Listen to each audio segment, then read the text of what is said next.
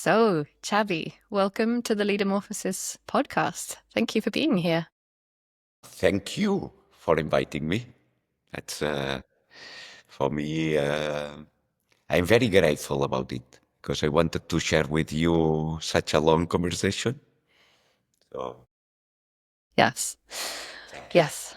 It feels like a luxury to very often when we're having conversations, we're like driving somewhere or we're in between things, and now we get this juicy, luxurious time together. So excited to have a conversation with you. Mm. I also feel like there are so many places that we could start. So let's just start somewhere and see where we get to. But I thought maybe we could start with you and I are both based in Barcelona.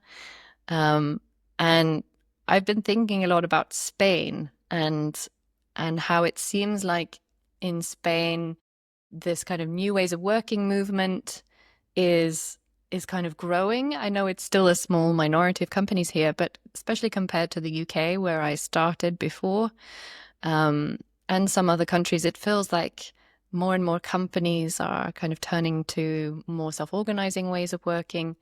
And I thought we could talk about why do you think that is? What do you see happening in Spain with these companies, and why do you think this movement is taking off here in a different way than other countries? Hmm. That's a good question, and I've been trying to research about that as well. I would say there are a few different reasons, but I wouldn't talk about Spain in general. I would talk about regions, Mhm. areas, yeah? And those areas are in the boundaries of Spain, if you want to say it like that. So I'm talking about the Basque land, the Basque country. And here, you and me, we would agree that the Koldo Sarachaga movement, when he started 30 years ago at Irizar, it was a beginning of this kind of movement. Then with the NER group, there are already at K2K, yeah, they did transform about 120 companies, mostly in the Basque country. And today we got the NER group, which is very powerful and evolving further. And there is a lot of literature. There has been a lot of journeys, and this has spread a little bit the concept of NER self-management. That's one thing. Another thing is cultural.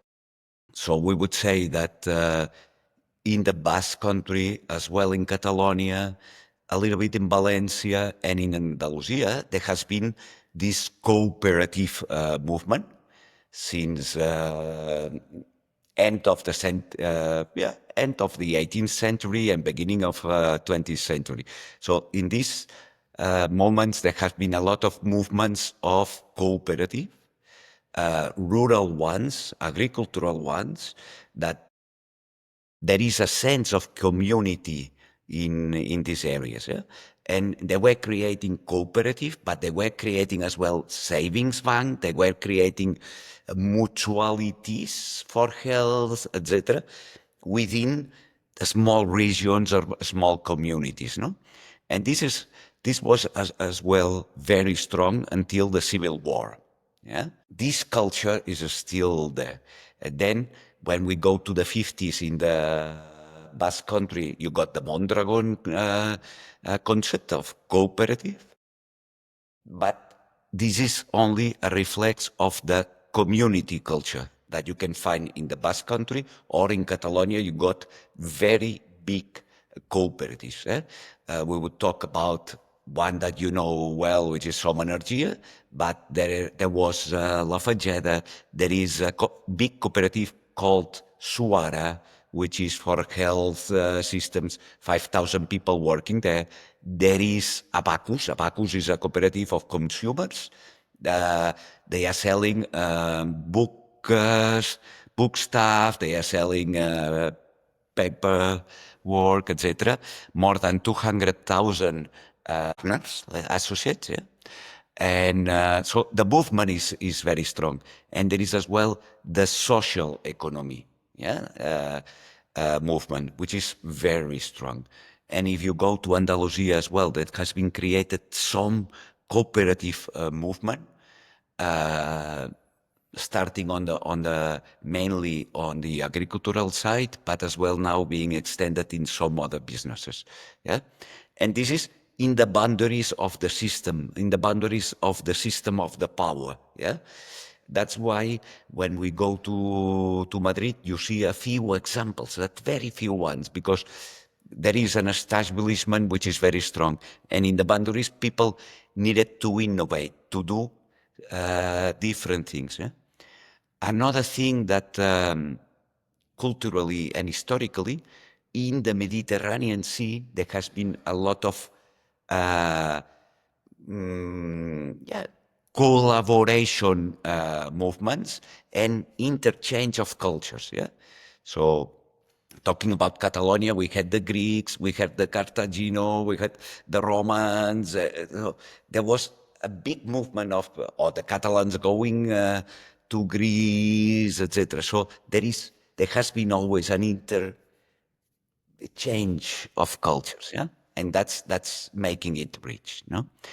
And what has happened here now is that with this movement, and after the, let's say, after the crisis of 2008, yeah, there has been a lot of young people that say the system that we have been growing, it's not anymore valid. And in Catalonia, there is a very big entrepreneurship movement. And all of these young people, they have started as well to look for other working systems, no? And self-management came here. So that's why. These are some of the reasons I would say.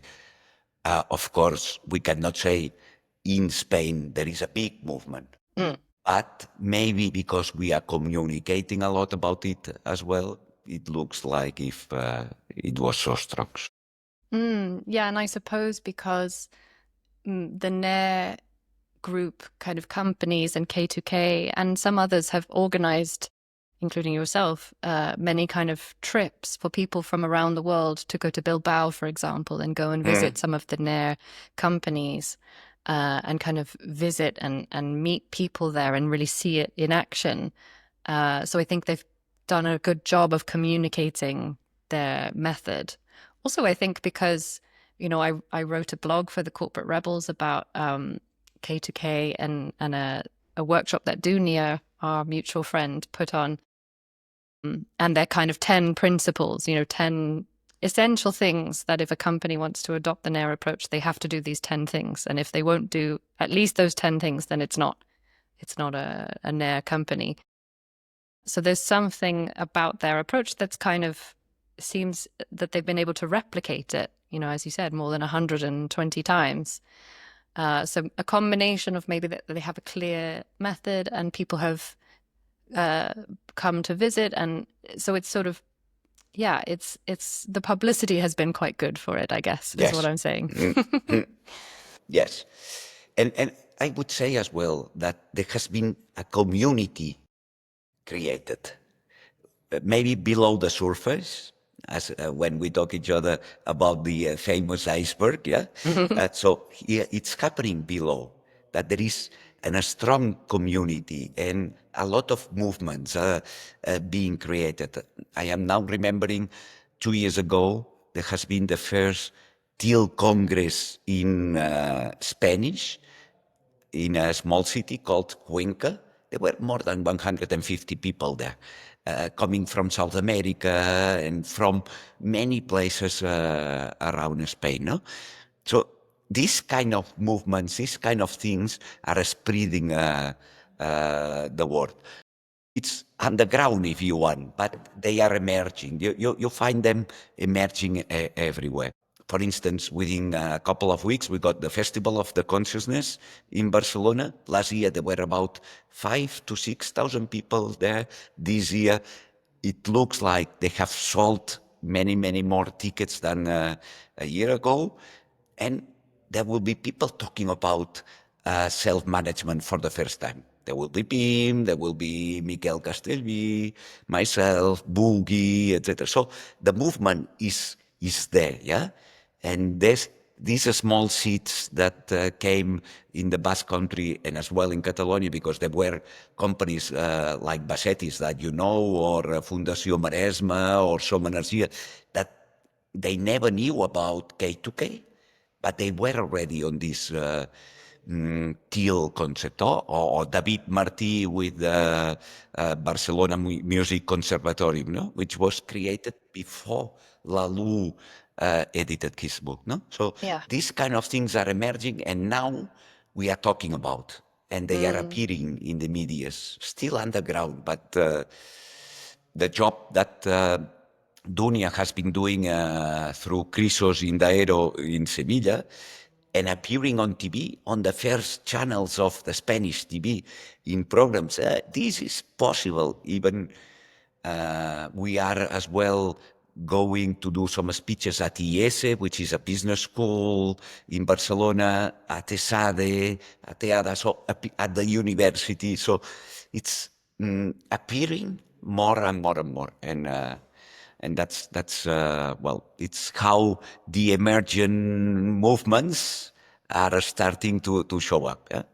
Still, the old system, the old era is very strong, and maybe in the regenerative culture they are going into that direction, but still very powerful. But there is something that it is emerging and creating these knots, having these kind of conversations, even with the rebel cells, meeting, sharing, giving and receiving. These kind of things are making it much more powerful and spreadable, if you want to say it like that. Yeah, maybe we can talk a bit about Krisos, because you mentioned Indairo, which was the first company that Krisos has bought. So Krisos, for people listening, is this investment fund that Xavi and Dunia, who we've mentioned, and Pim, also from Corporate Rebels, and some others have founded to raise money and buy and transform companies. And the first was this company in Sevilla, which it's an aerospace company, right? Yes. Indairo? Yeah. And I think also that has been such a great case, because in quite a short space of time, like in a year, 18 months already, you had really great results. And the employees had to vote. So these processes only go ahead if 80% or more of employees vote yes. So there's a kind of co-owned decision. And then the process began, taking away management hierarchy. The CEO kind of stepped down as the CEO, and he now works in the sales team. Is that right? And a few other of the directors work in the sales team now, I think, as well. And within a short space of time, profit went up, salaries also went up. They were below the national average in Spain, weren't they? And then they went up above. There were also more women in leadership roles. So all of the numbers that you would want to see in your company go up were all going up in a short space of time. So it was a great case for us people in the movement to kind of point to and say, look, this works, and it's not just soft and fluffy. It actually also, it's better for the people and it's better for the company, in the right context. And you're sitting right now in the office of the second company that you've just bought in Barcelona, right? Congratulations. Right. Thank you. Yeah. It's a big challenge. Yes. Can you say something about where you are in the Krisos journey right now, and what's what are you excited about? What are challenges that you're facing? When we talk about Krisos, I remember a few weeks ago we had a meeting in Bilbao. Pim, Xavi, Dunia, Karin, and myself, and we're discussing about Krisos. And when we talk about Krisos, we say it is a prototype. It is a prototype to show to the society that another kind of economy is possible. And one of the things that is being talked about the transformation of the society is to transform the financial economy that we have, which is the one that is moving the most money, bring it to the real economy, yeah, and then use that money, use that energy to transform companies into a force of good. Yeah. So here, one of the things that we do is socially, people get better jobs, better paid jobs, but as well we work on their own growth as people, growing into the wholeness, if you want, because we say there is no transformation if you don't do individual transformation. And this is a journey, yeah? So we invest a lot in this individual transformation as well. And so these people, apart from being paid higher, it's okay, but this would be material, if you want. It's not only that, but they are being transformed. And all of the beliefs that they had, that they were not sufficient, that maybe they were women in the low class and they couldn't grow, etc. Today, it's blowing, yeah? And those people, they are now governing or leading a company with 50 people, yeah?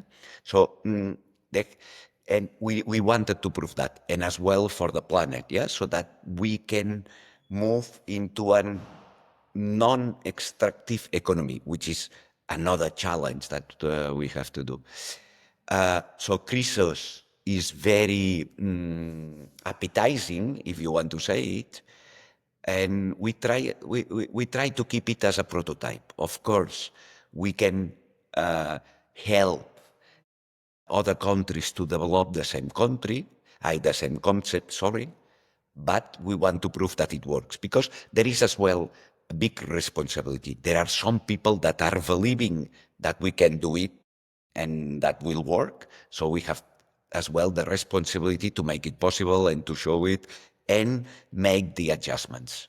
One of the critical points as well of it would be after 6, 7, 8, 10 years, what the exit is. And here we are thinking always in two directions. One, to become a cooperative if the workers want, and the other one, to go to a steward ownership model, yeah, to make sure that this will never go back, yeah, but it's still using the money for good, yeah. So now we are in the second company that we bought just 1 month ago. So we are just starting to know the business, to know we did a diagnose, and so how we want to do the transformation. Yeah, it's very different than in the aero. Still, it's very industrial. Yeah, but it is a company which is technologically underdeveloped.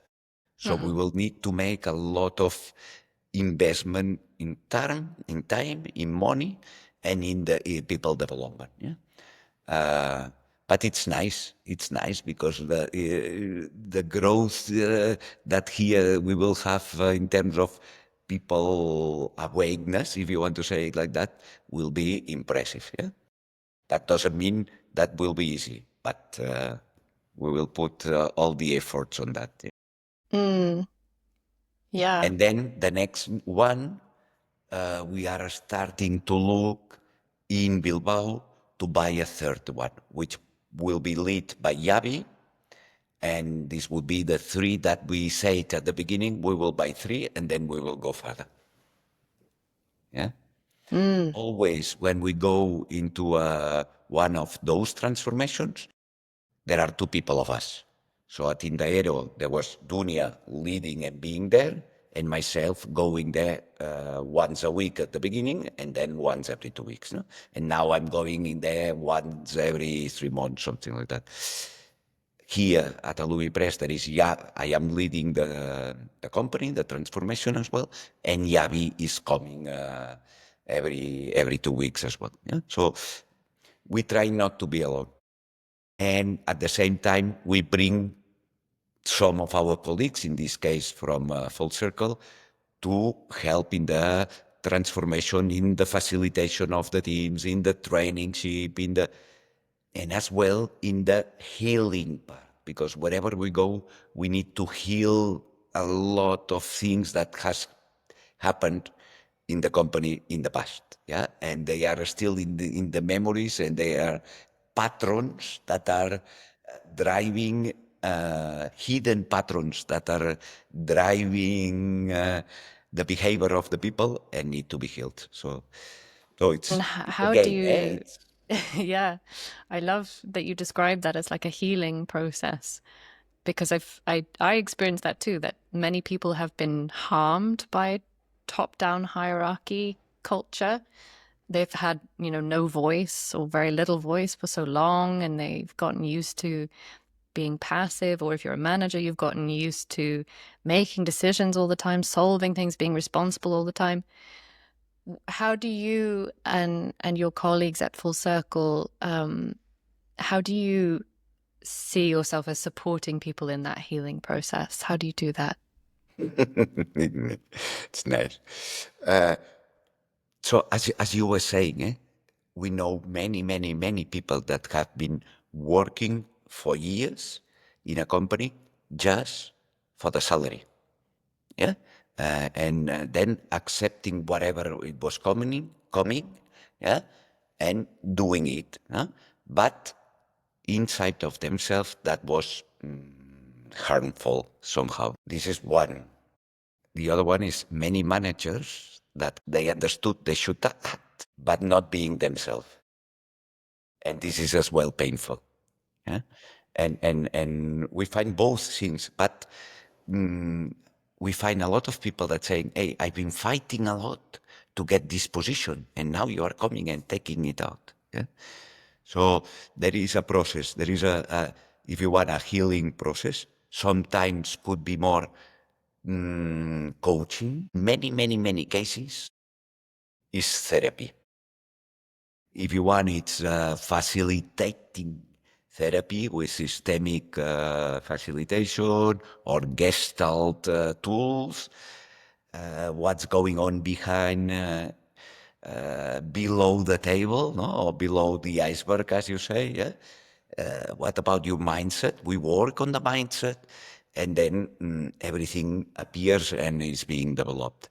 But it takes time, and it takes time and energy that we have to put on it. Sometimes you feel, okay, now it's solved, and no, it is not solved. So, well, it's a work, and we need to bring people that are therapists or good in coaching, going deeper under the you, yeah, in order to seal.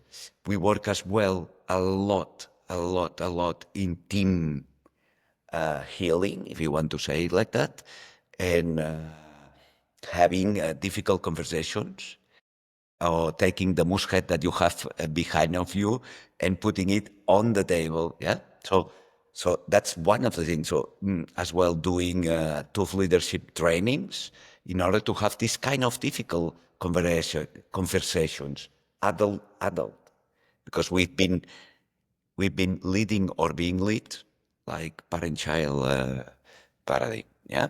So, and this takes time. This is the most difficult part of it.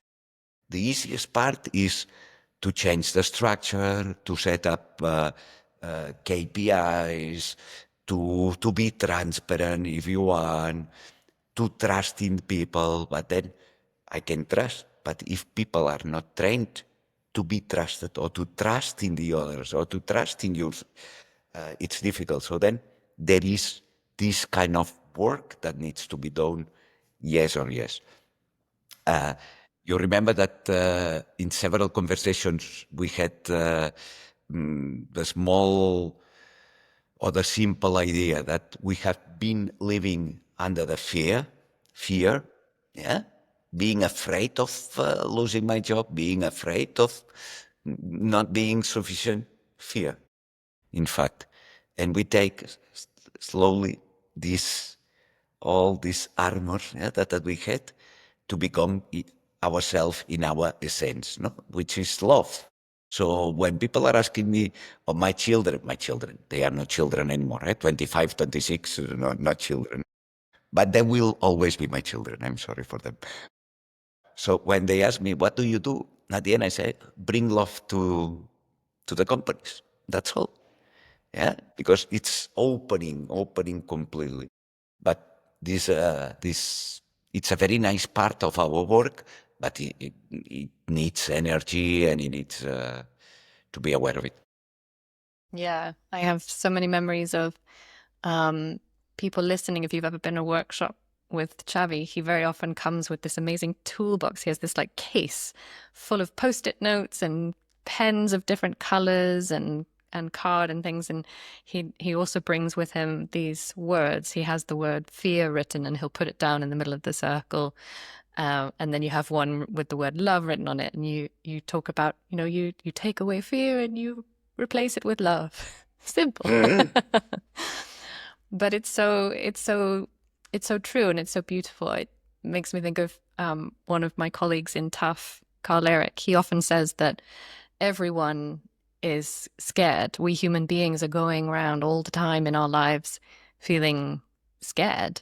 And there are like two types of people, the people who know they're scared and the people who don't know they're scared. Because a lot of people, when you talk about like fear and stuff, they're like, well, I'm not scared of things. But all of us, like in the traditional paradigm, we're always doing this second job of looking good. And it takes a lot of courage to dare to kind of drop the mask, right? And to be something else and to have these conversations. I also really like that when I first learned about the kind of NAIR approach, the K2K, that K2K is sort of implemented in many organizations. Part of that approach is the structure of having the pilotaje, like the steering team, and the compromiso, the commitment team, made up of representatives from different teams that kind of replace like a kind of a central management team or an operational team. So they're making decisions day to day and trained very often in things like consent decision making, for example. And I remember asking a question about, what about the messy human stuff? How do you deal with conflicts, or how do you give each other feedback? And at the time, I understood that was a bit of a challenge, and I think continues to be a challenge. So in the Krisos approach, you've added this third team. So you have this kind of triangle, which you call the caring team, right? Mm-hmm. And that is, again, a team of representatives. And the representatives, they're also elected in I forget the word. What's it called? Where people elect you, right? You don't nominate yourself. People nominate you. Is that Well, right? we do it sociocratically, yeah. Yeah. So yeah. Yeah. And so people in the caring team are the ones who help to build things like a feedback culture, or they help when there are conflicts, or they help with the personal development side of things to support the kind of human development part. And those are the people who very often my colleagues in TUF have been training, for example, and helping them with kind of some of the conversations for that. But that's sort of, yeah, I like that you have like a tripod now instead of the kind of two teams, and that human piece to me feels so important in the process. What we were saying that we've been for the last 2-3 centuries operating rationally, yeah, and there was, if you look at this triangle, you had the pilotaje, yeah, steering forum, which was more strategic, rational, etc., and then you had the commitment, which was doing, Yeah, the yeah, hands. yes, hands. But there was not feeling, there was not the hurt, there was not people caring, yeah? There was not the intuitive part. Yeah? Or, as I say, and there was not the balance between yin yang, masculine energy and feminine energy, because the feminine energy was out. You were not allowed to take out the mask of yourself and say, today I'm not feeling well. Or as my colleague Marina says, well, this week I have the period, so forgive me. No? So you were not allowed to show you as a person itself, no? Or to cry even. No? So when we put this side, we become much more human as organizations. And then we can have this kind of conversations that were limiting us, but we were afraid. And then there is a group of people that are taking care of the others, and they are the ambassadors, they are the representatives, etc. And usually it's a very powerful team, because it progresses. The people who are becoming representative in these teams, usually they are those ones that are more sensitive, and they want to do it. And all of a sudden, they do all the trainings and they start taking the leadership in their own teams when there is a conflict, when there is a hidden conversation, etc. No, and it's really very powerful. So that was something that I did realize at Somenergia, my time at Somenergia. I've been 2 years leading Somenergia, and that was what they were calling reproductive team. There was the productive forum or committee and the reproductive. And that, as they used to be a green cooperative, green in the level, LALU levels. So this was very powerful. And then a lot of things were starting, were beginning there and were happening in this team. So, that was for me a real discovery. And when we were putting all in a triangle, then it was close. So I must say that I feel very lucky. I feel very fortunate, but because since I left my company Lakewell, at the time where it was not self-management as it is today understood, but it was very intuitive and using design tools or design thinking to manage the company, etc. So the intuition part was there, but I was still playing without knowing what was going on. Then when I left and I started to work on the cultural transformations, and I met K2K, and I started to meet companies that were in the transformation, it helped my own transformation. I at 50, well, I'm now 58, but at 50, I started to be a child again and learn again all the time, and doing my own internal transformation as well. So taking, still I had this kind of layers that were protecting me. Yeah?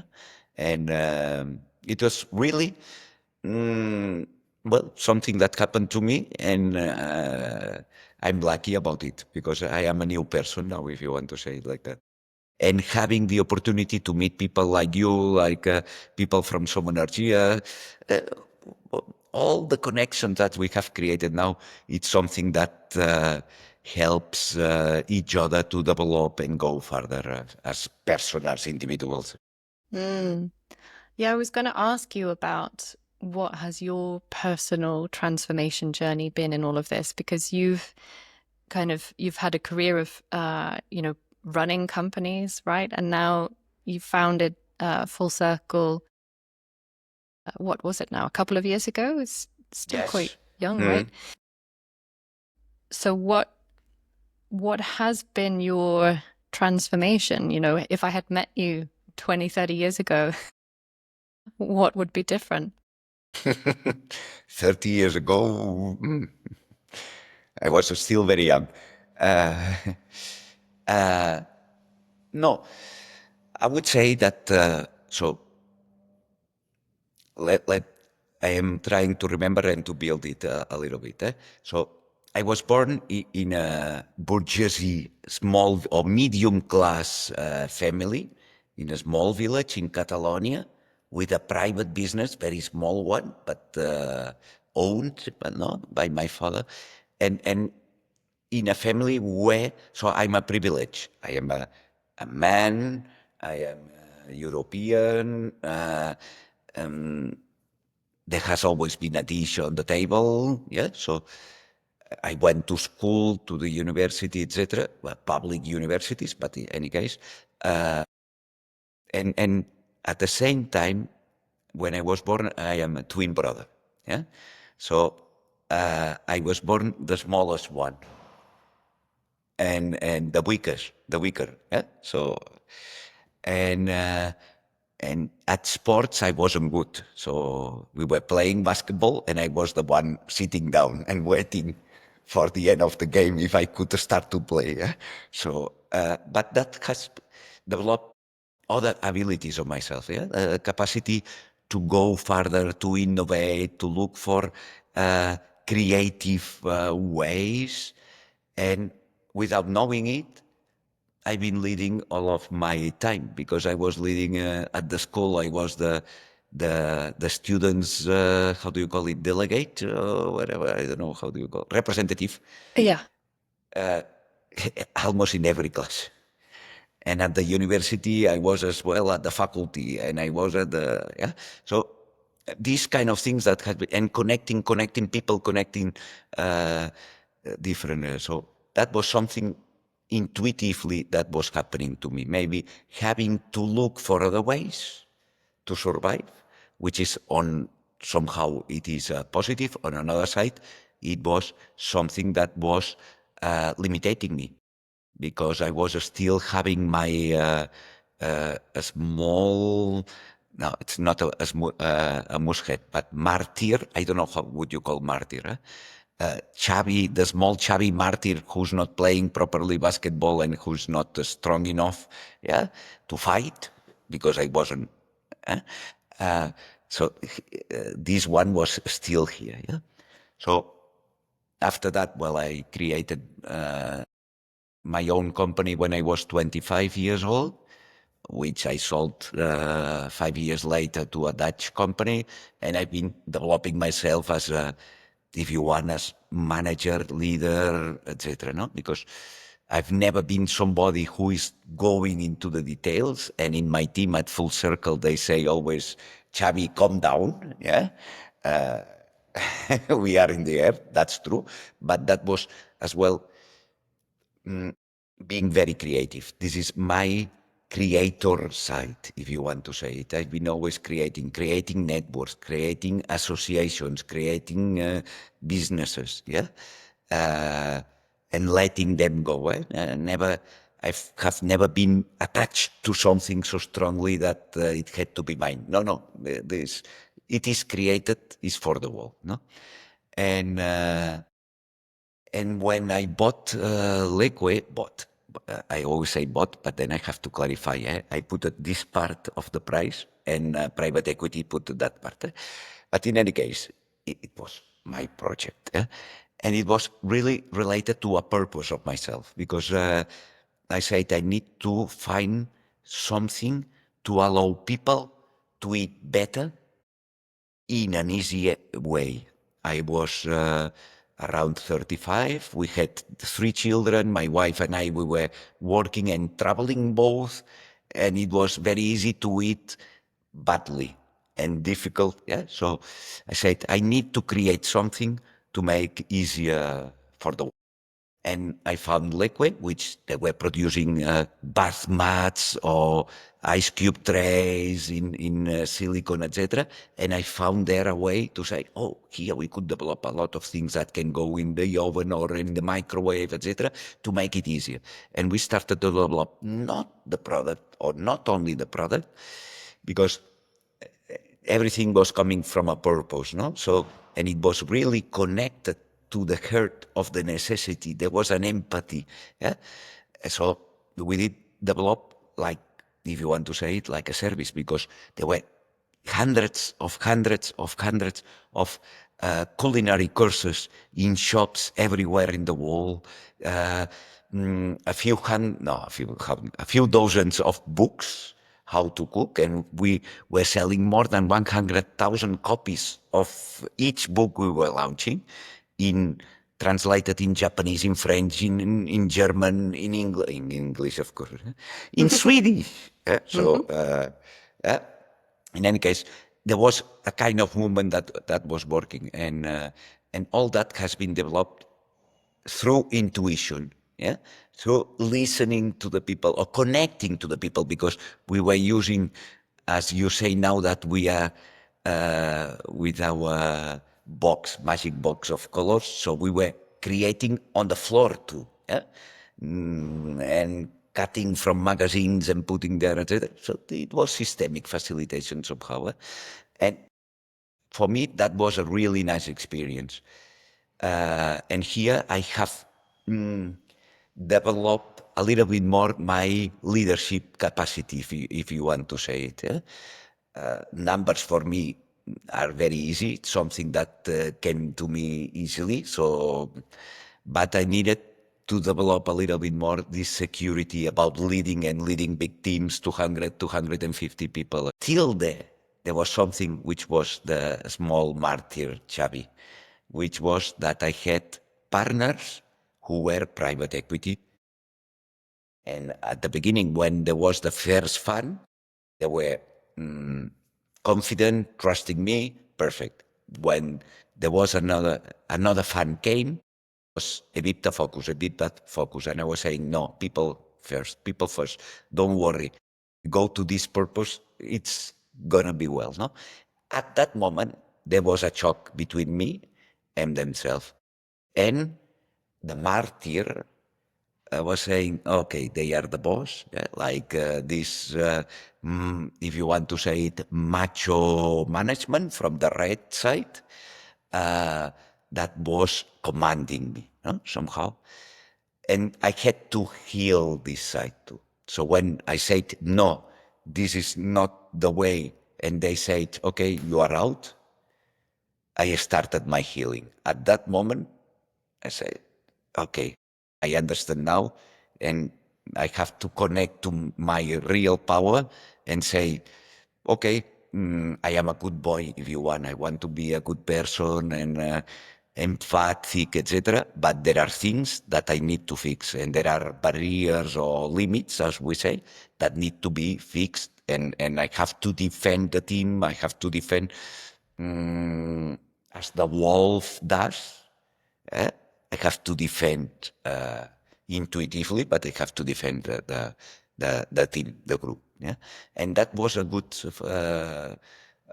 lesson for me. And from there, then I've still been working on myself a lot and connecting to my essence. No, and at the end, when I was connected to my essence, then I did discover what was it, and uh, and that's, well, to bring light to the world and to work, be as a, how do you call it, a light tower. A lighthouse. And this is what the essence is telling about me. And don't be afraid, you are here. When you are afraid, you are not illuminating. And when you are in presence, which is words that we are using now a lot, yeah, when you are not present, fulfilling your duty. It's not a duty, but it is called. Yeah. Oh, this has been a little bit my trip, but it's never ending, because we are always evolving and learning. As I said to you, that's why I'm feeling so fortunate to be in this journey together with all of these people. I was talking about the red level. So some years ago, 2 or 3 years ago, I did the spiral dynamics test. Yeah? And it appears that, okay, teal, it's my highest one, and then the green, and then and when it comes to the red, my rejections, almost all of them are in the red. So I had to work on these rejections, because there were some ones that I had to bring, yeah, and to take. Hey, you got this power, which is not force, but you got this power, and you need as well to defend the team, the group, and take action, determination, these kind of things. So, Yeah, thank you for sharing that. I think you're someone who, whenever I'm in a room with you, I see that you are so open in sharing your journey as well. And I think that's makes it safe for other people to kind of also be open and share, their fears or their pitfalls. So I think you are very generous in how you do that. I'm very grateful that you do that. well, maybe it's because I'm not afraid at all to explain it. Yeah, which is nice. And that's why you say when I go to Sevilla, they say Xavi brings love always. Yeah. Yeah, so but it's being connected really to our essence, and that's it. Yes. And at the same time, I really relate to what you're saying about finding a way.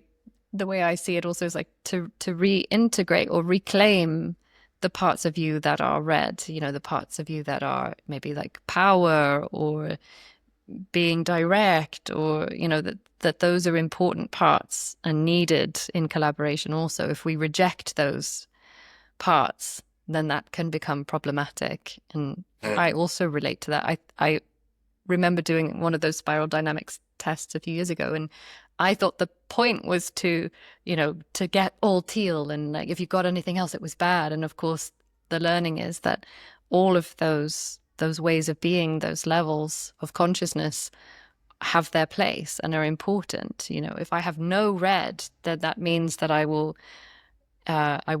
stand up for my needs, or I won't defend other people, or I won't have be clear in things. And so it's to sort of embrace all of the different pieces, right? And that's the kind of journey, because all of us have different versions of pieces that we've pushed away or been told are bad or wrong. And there's something very liberating when you start to bring those pieces back into yourself. It feels very uncomfortable at first, but very liberating, I think. Remember, I've been working, as we said a few minutes ago, I've been working with some cooperatives, a couple of them, very green, yeah, and they were rejecting the orange side.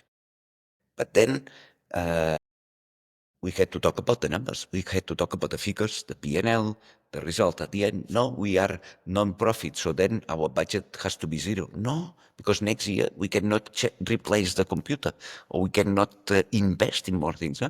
So in, we can find in many cases, and it happened to me and to you, as you say now, to be able to recognize that we need to have the good part of every consciousness level that has allowed us to evolve somehow. Huh? And yeah, it's nice that you brought it. Mm. I'd love to hear a little bit about, because you're working with a number of companies here in Catalonia, with your colleagues at Full Circle, to kind of accompany them on their journeys. And I know some of them are, more radical, perhaps in the direction that they're going than others. But what are some? I wonder if you could share like a couple of examples of companies that you're working with, that are inspiring to you, or something that, a story or an example of a step along the journey that you think might be interesting for listeners, just to give them a bit of a picture. It's coming to my mind one thing that happens when we go to transform a company, not taking the leadership of the company, but going together with the former CEO, whatever you want to call, is that we can start the journey, but always the limit will be the leader. So we can, no, change them. No. The first one to be changed is you, because the three fingers are going to me. Yeah, when you point, three fingers are Yes, pointing back at exactly. you. Yeah. And here we have one example now that we've been dead for 2 years already. but the evolution is happening below. At the same time, we are working really hard with the leader, accompanying her into another level. Because this space is the space that allows all the other of the company to grow. If she would stay here, there is no growth at all. Yeah? And then what this change or transformation means. It means to change from, again, I'm sorry, but from a paradigm of a scarcity, of fear, or maybe have problems and then so being afraid, yeah, to gain confidence, to start listening in a different way. First of all, could be empathy, but then a fourth level of listening, which is more presencing, as Otto Scharmer or I don't know what I was saying. Yeah, it's holding the context and letting the things happen without having to be controlling what's going on. Yeah, because when you are in this level of consciousness, you don't need to be all the time controlling, speaking, cutting. No, things happen. Yeah. So, and this is hard work, and always in any transformation I've been, if this work hasn't been done, the transformation fails. At a certain moment, you rise the level of the leader. So this is something that we need to work. And what I'm feeling now in this company is that, okay, we did it. And now it's happening much faster. Yeah, that's one thing. Another learning, which is different, two others. One is former managers. In any company we go, there are former managers, yeah, and these people, they need to be treated in a special way. They need as well to be cared, and they need to have a role because they have been leading the company, and all of a sudden, you say yeah, your medals are not valid anymore. No? But you as a person are important into that company. And you can bring all of your knowledge. You can bring your leadership. You always say that, don't get confused. Self-management doesn't mean no leadership. And it happens in many, this pendulum, it's happening. Yes. So we need to care about these people and to teach them. I don't like the word teacher because I'm not a professor, but they need to learn how to lead from another point of view, yeah? In another way. Now it's coming to my mind. I'm sorry because this is not an advertisement, but I want to say that we have created together with Boogie Garcia, facilitator, a leadership training called Metamorphosis. Yeah, with the word amor in the middle. Metamorphosis, and it goes about this. It goes about how do we need to lead in the future that's coming, and it begins with myself, who I am, yeah, and then who I lead my life, and then who I lead together one to one, yeah. So, but it is all not looking outside, but looking inside of ourselves. Yeah. And then these people, all of a sudden, they grow. And then they were managers. They were not bad people. They were not, no. The system that we had told them that they needed to manage or to lead in a way that today it's not anymore required. So that's the second. And the third, where we got the biggest problems. Salary balance. That's, and you know it from the rebel cells, that it comes always, everywhere.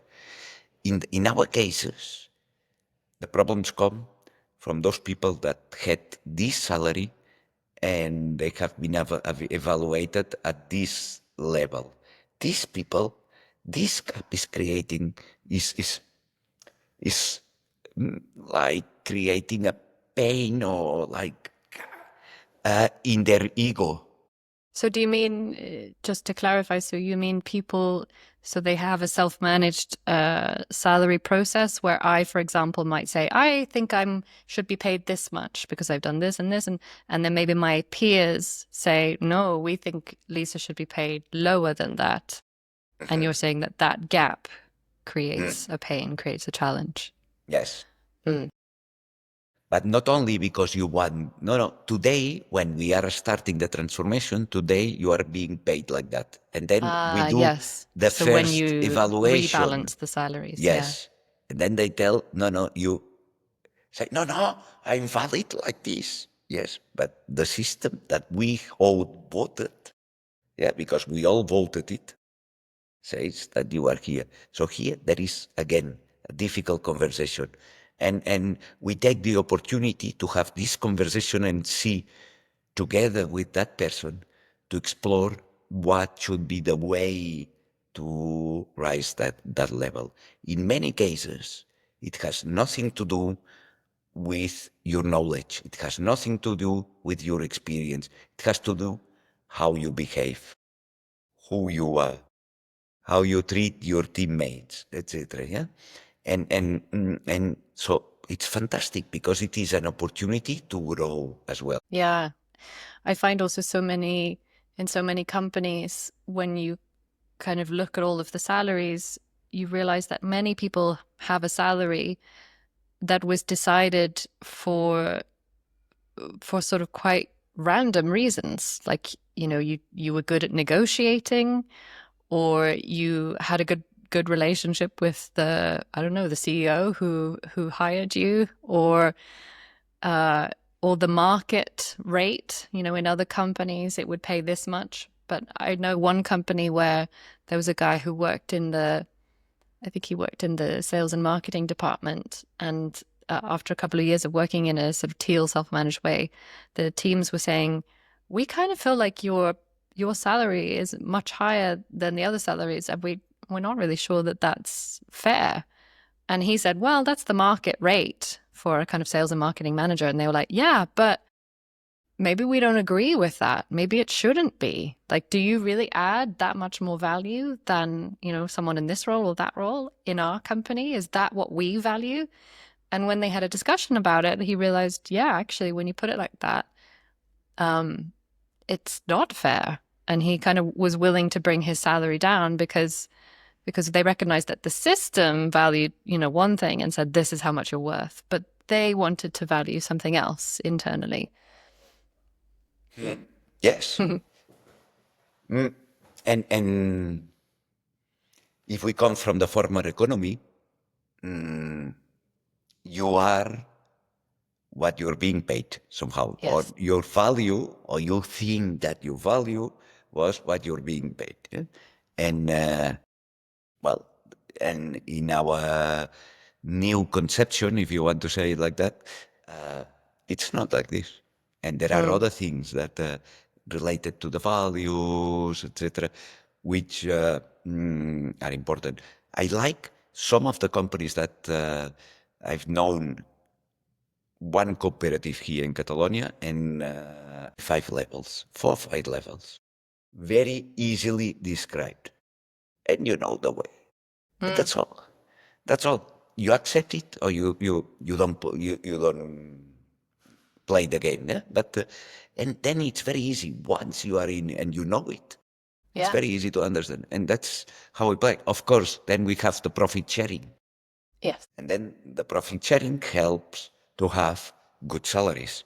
But we got one common goal, which is something which is important as well in any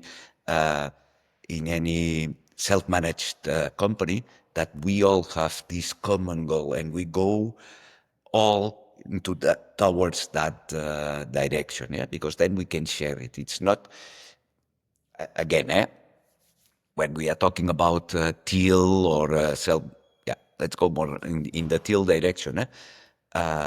We talk about cooperation. We talk about collaboration. We don't talk about competing. Yeah, competing is over. So then, if we got a common goal, and we are not competing. We are collaborating. We are learning how to do this, because we had the different departments, with their own goals, and and, and and it's nice to have this common goal. Saying that, there is something else that was coming into my mind. When we are in a till system, or in the self-management, if you want to say it, so we, in our countries, European countries, US, etc., culture, we have been a lot individual. And the most important is you as individual and your career, etc. There are other cultures that maybe in Japan they were more the community. So what we are finding is that there is a balance 50-50, not a balance like that, but a balance like this, that there is a game between you and me. There is a spiral link, no? You and the community. And this is what we have to play. And we have to be able to play about that. It's important that we care about ourselves because we are members of the community, but at the same time, we care about the community because it's the community where I am living. And a company for me, it's again Yeah, I love that. I also think about, I mean, I feel very lucky to live in Barcelona. It's like I didn't know this when I moved here nearly 10 years ago. But there are a number of self-managing companies here, and it's not very far to fly to Bilbao, for example. But there's so many inspiring companies here, and we have a really lovely community here. And one of the ones that I was inspired by recently, when we had some Japanese friends visiting, and we went to Recaredo, yes. the wine company, which is such an interesting example because they're a biodynamic wine company. So they have spent a number of years looking at every detail of, like, the soil and the plants that we grow by the vines and the amount of water and light they get. They even have a man who comes and sings and plays music to the plants, to help them grow. And then they had this beautiful realization: what about if we thought about our people in the same way and created the conditions for them to grow and thrive even more? And so they've been exploring for the last, 2 years is it now? Kind of Oh, for years. For 4 years, yeah. years. 4 years, forgive me.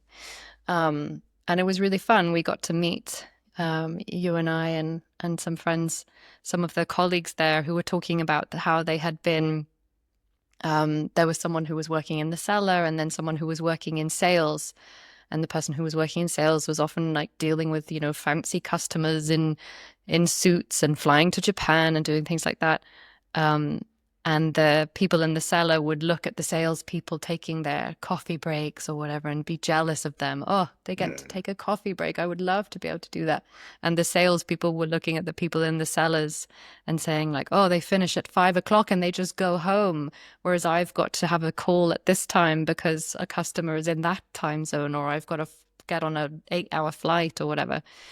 And when they started talking to each other, the sort of silos broke down, and they realized, oh, we're all working towards the same thing. And it's not me versus you or sales versus people in the cellar. But, and they also then started realizing, oh, so you're trying to, launch a new product, or you're trying to improve the efficiency. Well, we could help with that also in the cellar. There's things we can do to, they started collaborating in a totally different way. And I just thought that was such a lovely example of a kind of almost applying like the kind of regenerative kind of living system of a wine company to humans and how they go hand in hand in a really nice way.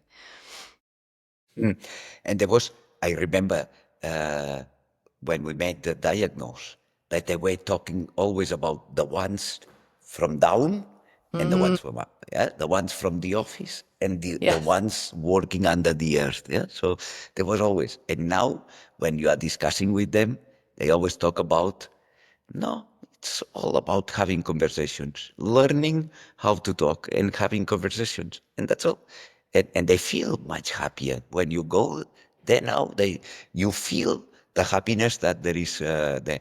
Even They are having a lot of difficulties now because, well, this year it rained, but for the past 3 years, they were maybe collecting half of what they needed. Yeah, so that's not easy, but still, okay, they manage. We will do that. We will do this, etc. So, and again, they are as well. People working the earth and agricultural, etc. They are very much linked to the community and to the earth. So then they are ready to say, okay, this year we don't increase salaries because they accept it. Yeah? So it's a kind of, well, we are living very humble, and in fact, I don't know if you know that, but they have the first bottle of sparkling wine, 100, 100 points Parker.